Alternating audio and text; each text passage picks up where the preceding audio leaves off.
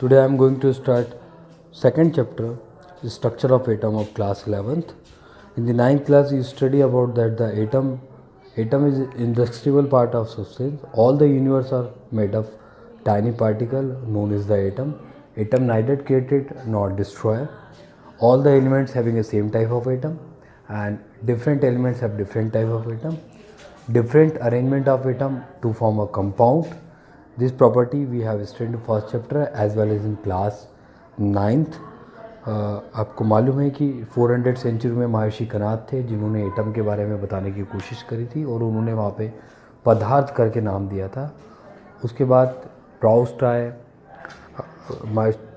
Rutherford आए, लेवोइजियर आए, Dalton आए, जिन्होंने अपने अपने पोस्टुलेट दिए और उन्होंने कुछ मॉडल देने की कोशिश करी. इसी टॉपिक को एक्सप्लेन किया गया इस चैप्टर में. देखिए, Dalton atomic theory in the previous chapter we have discussed कि atom is in polish part of substance, इस atom is identical part of substance. All the elements having a different type of atom, same elements have same type of atom. Atom neither created nor destroyed. Atom cannot exist in the free state. That's why one atom combined with the another atom and to form new substance. If it combined with the same atom to form element, if it's combined with the different atoms to form compound. In Asian theory, it was said that the atom cannot be divided. Yeah, atom is the smallest part of substance. But in the modern theory, after the nuclear chemistry, it was observed that ki now the atom has some atomic particle like electron, proton and neutron, and atom can be divided into subatomic part by the different nuclear process, nuclear fission and fusion process. So in the modern theory, atom can be divided. Okay. Now the discovery of subatomic part, you know the atom has a electron, proton, neutron, but they are discovered by the different scientists. In this lecture we study about the discovery of electron. See, take a glass rod, two plates are stabilized end of the glass rods. One plate is connected positive terminal of battery and another is connected by the negative terminal of the battery. याद देखिए, ये positive terminal हमेशा बड़ा बनता है और negative terminal हमेशा छोटा बनेगा. Okay, so positive terminal is connected by the plates is work as the anode and negative terminal work as the cathode. The glass tube is filled by the gas, novel gas like helium, hydrogen. It is non-ionized. When electricity is passed in this glass tube, and some electrons are emitted from cathode and move toward the anode in straight line. The cathode has a negative charge, so the particles are emitted from cathode, they are the negatively charged. They move always in a straight line. They behave as the ray. These rays are called the cathode rays. Is that clear? समझिए, glass rod है जिसमें gas भरी हुई है. जब charge पास करेंगे इसके अंदर तो कैथोड नेगेटिव होता है, उससे सम इलेक्ट्रॉन निकलेंगे. वो हमेशा स्ट्रेट लाइन में मूव करते हैं तो एक रेस की तरह दिखाई देते हैं. इन पे नेगेटिव चार्ज होने के कारण इन्हें कैथोड रे कहा जाता है. ओके, याद रहिए, ये हमेशा स्ट्रेट लाइन में मूव करेंगे, एनोड की तरफ मूव करते हैं. नेगेटिवली चार्ज पार्टिकल होते हैं, इंटरसेक्ट नहीं करते हैं क्योंकि इन पे चार्ज होता है. They are affected by the electric and magnetic field. Electron होते हैं तो इलेक्ट्रॉन होने के कारण मास भी होता है, तो they always have the mass. Okay, this properties you have to study. Now next topic देखिए, डिस्कवरी. अब यही आपको दिया है इसके अंदर डायग्राम में 2.1 डायग्राम में आपको देखिए, ग्लास ट्यूब लिया, vacuum pump to remit the oxygen या to control the temperature. 2 rods ले लिया, negative cathode and positive anode हम लेके पास करेंगे. ठीक, जो मैंने आपको बताया वो ये डिस्कवरी ऑफ इलेक्ट्रॉन जो डिस्कवर किया था वो किया था जे थॉमसन ने. याद रखिए, इनका एक मॉडल भी आएगा. डिस्कवरी ऑफ इलेक्ट्रॉन जो करी थी जे थॉमसन ने किया था इसको. और इसके लिए जो एक्सपेरिमेंटल, ये जो एक्सपेरिमेंट के लिए डायग्राम बनाया है आपने देखिए, ये सबसे पहले एक्सपेरिमेंट जिन्होंने किया था 1830 में माइकल फेराडे ने किया था, बट वो सक्सेसफुल नहीं हो पाए थे। इसी एक्सपेरिमेंट को थोड़ा और बेटर और अच्छे तरीके से करके जे जे थॉमसन ने इलेक्ट्रॉन को डिस्कवर किया था। ठीक है, अब जिस टाइम इलेक्ट्रॉन डिस्कवर होते हैं उसी टाइम प्रोटॉन मतलब होल्स भी डिस्कवर होते हैं, बट वो आपस में टकराते नहीं हैं एक दूसरे से, क्योंकि एक इसमें बीच में एक फ़िल्टर होता है और गैस को वो आयोनाइज़ करते हैं। जो गैस होती है वो नॉन आयोनाइज होती है और गैस को आयोनाइज़ करते हैं। फ़िल्टर जो होता है वो केवल एनोड से जब प्रोटॉन निकलेंगे तो वो कैथोड की तरफ अट्रैक्ट होंगे, तो कैथोड को ही कैथोड तक ही जाने देता है प्रोटॉन्स को। इस तरह जब कैथोड से इलेक्ट्रॉन निकलते हैं तो फ़िल्टर केवल इलेक्ट्रॉन्स को ही एनोड तक जाने देता है, यानी बीच में जो फ़िल्टर होता है वो चार्जेस को स्टॉप करता है और जिस अपोजिट इलेक्ट्रोड जो होता है वहाँ पर मूवमेंट करने की परमिशन देता है। ठीक है, ये याद रखेंगे आप। कैथोड रेज डिस्चार्ज ट्यूब में मैंने बता ही चुका हूँ आपको क्या होता है। कैथोड रेज की कुछ प्रॉपर्टीज़ है। The cathode raise start from cathode and move toward the anode, ये बता दिया। दे आर नॉट विजिबल, क्योंकि बहुत फास्ट होती हैं और इनकी इंटेंसिटी जो वेवलेंथ और इंटेंसिटी की बात करें बहुत ज़्यादा होने के कारण हम आसानी से नहीं देख पाते। बट अगर इनको फ्लोरोसेंट अगर लगाया जाए स्क्रीन पर या जहाँ पर गिरती है वहाँ पर, तो हम देख सकते हैं वहाँ पिक्चर विजिबल हो जाएगी। इसके अलावा अगर हम देखें तो इलेक्ट्रिक और मैग्नेटिक फील्ड से अफेक्टेड होती है because of the having a charge. Electric field और मैग्नेटिक फील्ड के कारण ये जो है नेगेटिवली चार्ज होती हैं और नेगेटिव चार्ज होने के कारण ये कहीं ना कहीं डिफ्लेक्शन शो करती हैं। Characteristics of the cathode rays do not depend upon the material of electrode और and the nature of gas present in cathode. चलिए एक और पॉइंट इसमें दिया है, the electric and magnetic field deflection of electron from the original path increasing with decreasing in the voltage across the glass tube. जो electron निकलते हैं cathode anode से वो मीडियम है, गैस के ऊपर नहीं डिपेंड करते, मेटल्स के ऊपर भी डिपेंड नहीं करते, लेकिन हाँ जो जब निकल गए एक बार उसका डिफ्लेक्शन ज़रूर डिपेंड करेगा इलेक्ट्रिक और मैग्नेटिक फील्ड के ऊपर। अच्छा, charge to the mass ratio, J Thomson का एक एक्सपेरिमेंट था जिसमें उन्होंने स्पेसिफिक रेशियो बताया था इलेक्ट्रॉन के मास और इलेक्ट्रॉन के चार्ज के बीच में। देखिए इसको समझते हैं। दिस रेशियो इज़ गिवन, देखिए E is equal the charge of electron 1.6 into 10⁻⁻90, mass is equal 9.01 into 10⁻31 kilogram. जब डिवाइड करेंगे तो आपके पास आंसर आएगा 1.75 इंटू 10⁻11 कूलाम पर kg। This is the specific ratio of Faraday charge. देखिए नेक्स्ट अगर देखें हम तो चार्ज ऑफ इलेक्ट्रॉन, ये जे थॉमसन ने, मैंने आपको बताया था कि जे थॉमसन ने एक स्पेसिफिक रेशियो दिया चार्ज और मास के बीच में। बट चार्ज की डिस्कवरी किसने करी? चार्ज की डिस्कवरी जो करी है आर मूलिकान जो करते थे, उन्होंने चार्ज को बताया था। इसको बोलते स्पेसिफिक ऑयल ड्रॉप मेथड है। ये एक्सपेरिमेंट करा था उन्होंने जिसमें देखिए ई अपॉन एम का अगर निकालेंगे तो मास 9.1 टू 10⁻³ किलोग्राम आया। इन्होंने क्या किया था, ये तो आगे का एक्सपेरिमेंट तो आप समझ रहे होंगे। एक रॉड लिया, दो रॉड्स लिया, दो गोल स्पेरिकल रॉड लेकर उन्होंने एक में कैथोड और एक में एनोड बना दिया, बैटरी कनेक्ट करा, फिर उसको पावरफुल मैग्नेटिक फील्ड से यानी मैग्नेट लगा के मैग्नेटिक फील्ड जनरेट करा और वहाँ से पास किया। तो you will see that the dispersion of the rays, cathode निकल रही है और वो एनोड की तरफ हो रही है। एनोड से फिर अगर देख रहा है तो मैग्नेटिक स्ट्रॉन्ग मैग्नेटिक फील्ड की तरफ जा रही है।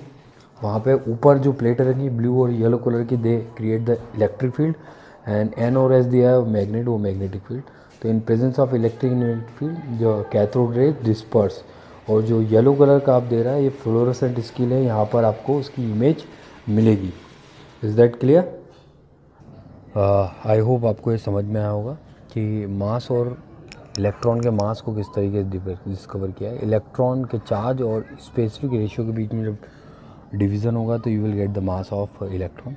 अच्छा, कुछ पॉस्टुलेट्स हैं इसके कि the magnitude of the negative charge on the particles greater the magnitude of the charge on the particles. Greater it means, देखिए जैसे मान लीजिए कि नाइट्रोजन पे 3 माइनस चार्ज होता है जबकि क्लोरीन पे -1 चार्ज होगा, तो डिफ्लेक्शन किसका ज़्यादा होगा? जिस पे माइनस चार्ज ज़्यादा होगा, यानी जिसमें जितने ज़्यादा नंबर ऑफ इलेक्ट्रॉन्स निकलेंगे, जिस पे जितना ज़्यादा माइनस चार्ज होगा या जिस पे जितना ज़्यादा प्लस चार्ज होगा उस पर डिफ्लेक्शन की प्रॉपर्टी उतनी ज़्यादा होगी। दूसरा, the mass of particle, particle जितना ज़्यादा हल्का होगा उसका डिफ्लेक्शन प्रॉपर्टी उतनी ज़्यादा होगी। ठीक है, दो पोस्टुलेट्स याद रखिएगा। पहला पोस्टुलेट ये कहता है जितना ज़्यादा चार्ज होगा, यानी कोई भी एटम जितने ज़्यादा इलेक्ट्रॉन लूज़ करता जाएगा उसका वज़न कम होगा। तो यानी वज़न कम हुआ तो मास कम हुआ, मास कम हुआ तो डिफ्लेक्शन ज़्यादा हो जाएगा। ठीक, और चार्ज ज़्यादा होगा तो डिफ्लेक्शन ज़्यादा होगा। दोनों ही केसेस में आपको समझ में आया होगा कि दो चार्ज और मास का ratio. The discovery of proton and neutron, the proton rays known as the Carnot rays. Same experiment you have to do. Take a one glass tube, two metallic plates are established both sides. One is connected positive and negative. The electron emitted from cathode rays and protons are emitted from the anode rays. Protons are positively charged and move toward the anode. They are also deflected by the electric and magnetic field because protons are positively charged particles. They never intersect each other. They always parallel to each other. Okay, these are the properties similar to the cathode rays. Okay, बस one difference is there कि protons are positively charged and emitted from the anode, move toward the cathode. ये आप याद रखेंगे। आगे देखते हैं protons की कुछ प्रॉपर्टीज़ दी हैं। Unlikely cathode ray mass of the positively charge particle depend upon the nature of gas. जो चीज़ें कैथोड पे डिपेंड नहीं होती हैं वो चीज़ एनोड पे होती हैं। जो प्रॉपर्टी कैथोड की हैं कुछ सिमिलर प्रॉपर्टी एनोड की हैं। एनोड यानी कि रास्ते की in the cathode rays. These are the similar to the positively charged. The charge to mass, the ratio of the particle depend on the gas from which this originate. Some of the positively charged particles carry a multiple functional unit of electric charge. The behavior of this particle in the magnetic and electric field is opposite to the observed the electron and cathode. ये मैं आपको बता चुका हूँ property. Protons always positively charge होते हैं। अच्छा, discovery of protons जो है, प्रोटॉन की जो डिस्कवरी करी है उनके साइंटिस्ट जेम्स चैडविक थे और न्यूट्रॉन की जिन्हें डिस्कवरी करी है वो गोल्डस्टिन थे। याद रखिएगा, प्रोटॉन की जो डिस्कवरी करी है वो जेम्स चैडविक और न्यूट्रॉन की जो डिस्कवरी करी है वो गोल्डस्टिन थे।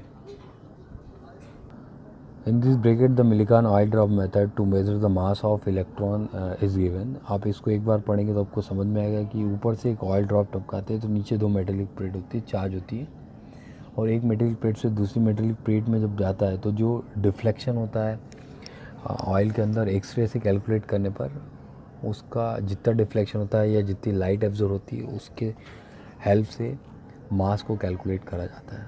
ठीक है, एटॉमिक मॉडल मैंने आपको बताया था अलग अलग डिस्कवरीज हुई थी उसके अकॉर्डिंग मॉडल आए। कुछ मॉडल एक्सेप्ट हुए, कुछ मॉडल एक्सेप्ट नहीं हुए। फाइनली जो मॉडल पॉस्टुलेट्स दिए गए थे डाल्टन के द्वारा दिए गए थे और जो मॉडल एक्सेप्ट हुआ था तो बोर का मॉडल एक्सेप्ट हुआ था। एटॉमिक मॉडल्स में डाल्टन ने तो प्रॉपर्टी दे ही दी थी, उसके अकॉर्डिंग कई साइंटिस्ट ने अपने अपने मॉडल बनाए। देखिए, फर्स्ट मॉडल जो था वो था थॉमसन जेडे मॉडल। इलेक्ट्रॉन प्रोटॉन न्यूट्रॉन्स के सिम्बॉल्स दिए हैं, एब्सोल्यूट चार्ज दिया है, रिलेटिव चार्ज दिया है, मासेस दिए हैं, मास यूनिट दिया है और अप्रॉक्सीमेट दिया है।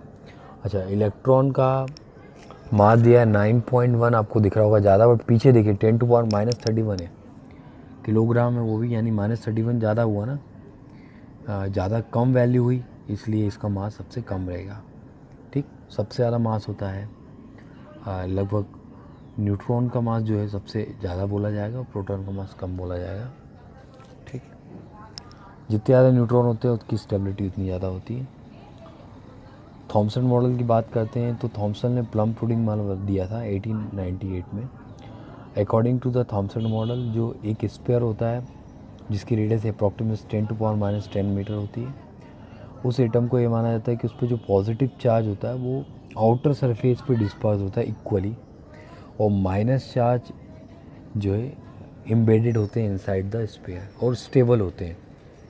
ठीक, बट इसे प्लम पुडिंग मॉडल भी कहा जाए। जैसे एक तरबूज को हम काटें अगर, तो काटने पर हम देखते हैं कि जो ग्रीन वाला पार्ट है उस पर वो पूरा पार्ट मतलब पॉजिटिव रहेगा, और अंदर जिस तरीके से उसके सीड्स डिस्पर्स होते हैं उसी तरीके से इलेक्ट्रॉन एम्बेडेड होते हैं।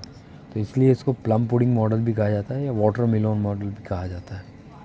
ठीक है, बट ये मॉडल फेल हो गया क्योंकि मॉडर्न डिस्कवरी में बताया गया तो इलेक्ट्रॉन प्रोटॉन और न्यूट्रॉन भी होते हैं, तो इन्होंने केवल प्रोटॉन और इलेक्ट्रॉन की बात करी थी लेकिन न्यूट्रॉन की बात नहीं करी। इसके इनके अकॉर्डिंग एटम जो है आगे जाके डिस्ट्रॉय हो जाता है, बट ऐसा नहीं हो पाता, प्रैक्टिकली इज़ नॉट पॉसिबल। तो ये मॉडल फेल हो गया जी थॉमसन का। According to this the spherical surface, outer spherical surface of atom consists positively charged and electron embedded inside have the negatively charged particle. Okay, now the next model आया था इनका Rutherford nuclear model. ये model थोड़ा सा experimentally ठीक था, क्योंकि इसमें उन्होंने ये बताया कि किस तरीके से पार्टिकल्स होते हैं। उन्होंने क्या कहा था, एक गोल्ड फॉइल ली, उस गोल्ड फॉइल पे जब अल्फ़ा पार्टिकल डाले, क्योंकि गोल्ड फॉइल पॉजिटिवली चार्ज है और अल्फ़ा पार्टिकल भी पॉजिटिव चार्ज है, उन्होंने देखा कि कुछ पार्टिकल जो है स्ट्रेट मूव कर रहे हैं, कुछ पार्टिकल बैंट हो गए हैं और कुछ पार्टिकल जो है डिफ्लेक्ट हो गए, यानी वापस अपने मीडियम में चले गए। तो इस तरीके से उन्होंने बताया कि एटम के अंदर तीन चीज़ें प्रेजेंस होती हैं। देखिए इसको समझाता हूँ मैं। For example this is the atom, ठीक है। The centre part of atom consist some charges, I don't know and we don't know the word charge, है ना। आफ्टर एक्सपेरिमेंट वी जज कि there is a positive charge, just for making diagram I show the charge. देखिए some alpha particles are coming and back to their medium because of this is it has a positive charge. Okay, जैसे ही positive charge से टकराया तो वापस हो गया। तो उन्होंने बताया कि एटम्स के बीच में पॉजिटिव चार्ज होता है, इसलिए वो कुछ अल्फ़ा पार्टिकल डिफ्लेक्ट हो जाते हैं। फिर उन्होंने देखा कि कुछ अल्फ़ा पार्टिकल सीधे चले गए, कुछ अल्फ़ा पार्टिकल सीधे चले जा रहे हैं। तो उन्होंने ये बताया कि हाँ, एटम के बीच में कुछ स्पेस होता है जिनके कारण अल्फ़ा पार्टिकल डिफ्लेक्ट नहीं होते और स्ट्रेट लाइन में मूव करते हैं। फिर बाद में उन्होंने बताया कि कुछ अल्फ़ा पार्टिकल जो है डिफ्लेक्ट हो जाते हैं। तो इससे ऑब्ज़र्व हुआ कि बाहर वाली सरफेस पे कुछ ना कुछ पॉजिटिव चार्ज होता है, क्योंकि नेगेटिव चार्ज होता है, क्योंकि अल्फ़ा पार्टिकल में पॉजिटिव चार्ज है और ये इलेक्ट्रॉनों को अपनी तरफ अट्रैक्ट, इलेक्ट्रॉन इनको अपनी तरफ अट्रैक्ट करेंगे तो डिफ्लेक्ट हो जाएगा। तो हम कह सकते हैं कि आउटर सरफेस पे नेगेटिव चार्ज होता है, सेंटर पे पॉजिटिव चार्ज होता है और बीच वाले में खाली जगह होती है, वहाँ पे कोई भी चार्ज नहीं हो सकती। तो वी कैन जज the particles positively and negative charge are present inside the nucleus. Positive charge at the center, negative charge dispersed around the nucleus, and some particles are present to balance the position of proton in the nucleus. These are the neutrons. Okay. तो यही experiment उन्होंने बताया, मैंने इसको थोड़ा सा अच्छे से बता दिया। ये देखिए गोल्ड फॉइल लेके उन्होंने अल्फ़ा पार्टिकल को डिफ्लेक्ट करा, ठीक। ये पॉस्टुलेट्स दिए, most of the alpha particle passes through the gold foil undeflected, यानी उसमें बहुत सारा खाली भाग होता है। Small fraction of the particle was deflected by the small angles, यानी आउटर मोस्ट पार्ट पे इलेक्ट्रॉन्स होते हैं। A very few particles bounce back by 180 medium, यानी सेंटर पार्ट में उस पर पॉजिटिवली चार्ज होता है। Okay, thank you.